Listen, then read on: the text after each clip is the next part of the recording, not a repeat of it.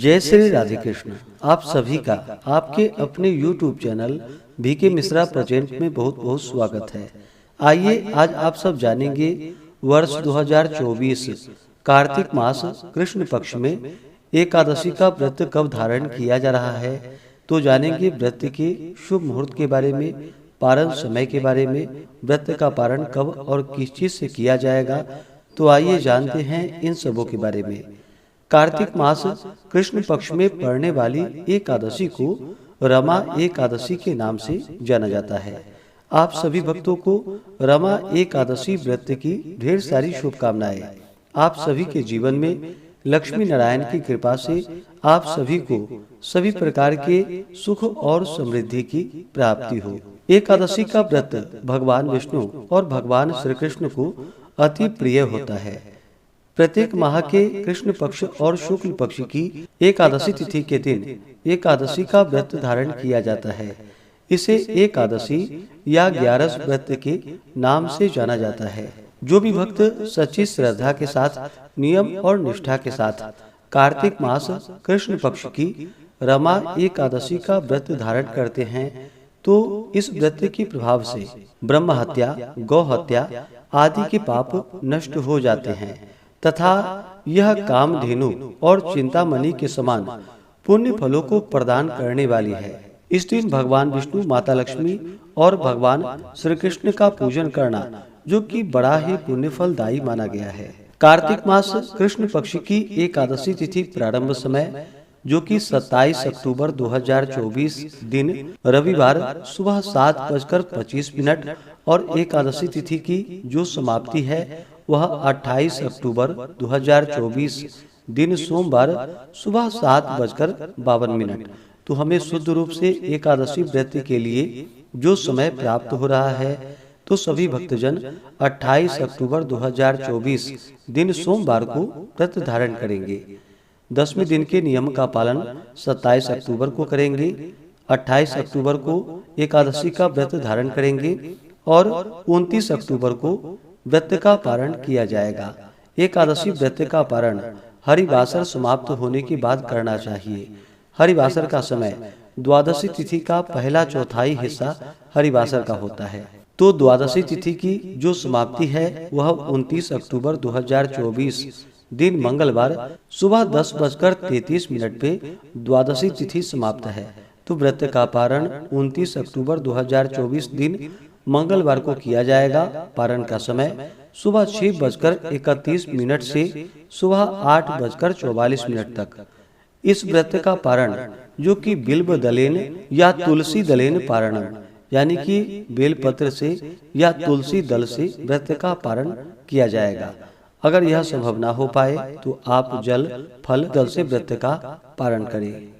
एकादशी तिथि के दिन ब्रह्म मुहूर्त का समय सुबह 4:48 से सुबह 5:39 तक होगा। सूर्योदय का समय सुबह 6:03 और सूर्यास्त शाम 5:19। राहु काल का समय 28 अक्टूबर को सुबह 7:28 से सुबह 8:52 तक होगा और 29 अक्टूबर को दोपहर 2:30 से दोपहर 3:54 तक होगा। राहु काल समय के दौरान कोई भी शुभ कार्य या नया कार्य नहीं करना चाहिए। यह लाभकारी नहीं होता है, इस बात का ध्यान रखें। एकादशी तिथि के दिन नक्षत्र जो कि पूर्वा फाल्गुनी नक्षत्र दोपहर 3:24 तक होगा। उसके बाद उत्तरा फाल्गुनी नक्षत्र होगा। योग जो कि ब्रह्मा योग सुबह 6:48 तक। उसके बाद इंद्र योग होगा। इस दिन भगवान विष्णु, माता लक्ष्मी और भगवान श्री कृष्ण का पूरे विधि विधान के साथ पूजन करना चाहिए। इस दिन गंध पुष्प, धूप, दीप आदि से पूजा करनी चाहिए। भगवान को पीला पुष्प, पीला चंदन अर्पित करनी चाहिए। तुलसी दल भगवान को अति प्रिय होता है, तो उन्हें तुलसी दल अर्पित करनी चाहिए। जब भी आप भोग भी भगवान को लगाते हैं तो उस समय तुलसी डाल करके भगवान को भोग लगानी चाहिए। इस एकादशी के व्रत में जो कि अन्नदान, वस्त्रदान, गौदान, स्वर्णदान, छत्रदान, उपाहन दान, कंबल दान आदि का विशेष महत्व माना गया है। जो भी व्रती हैं उन्हें व्रत के दौरान शुद्ध और सात्विकता का पालन करना चाहिए। ब्रह्मचर्य का पालन करना चाहिए। व्रत के दौरान किसी के ऊपर क्रोध नहीं करनी चाहिए। अपने मन में किसी के प्रति ईर्ष्या या द्वेष का भाव नहीं लाना चाहिए। एकादशी व्रत रखने वाले को दशमी तिथि के दिन सूर्यास्त होने से पहले ही भोजन ग्रहण कर लेनी चाहिए। इस दिन शुद्ध और सात्विक आहार भोजन ग्रहण करनी चाहिए। चावल ग्रहण नहीं करनी चाहिए। दशमी तिथि के दिन दशमी की रात्रि एकादशी व्रत का स्मरण करते हुए भगवान विष्णु के नामों का स्मरण करते हुए सोना चाहिए और एकादशी की सुबह ब्रह्म मुहूर्त में उठ करके नित्य क्रियाओं से निवृत्त होकर के गंगा नदी में या घर के नहाने के पानी में थोड़ा सा गंगा जल मिला करके स्नान करना चाहिए।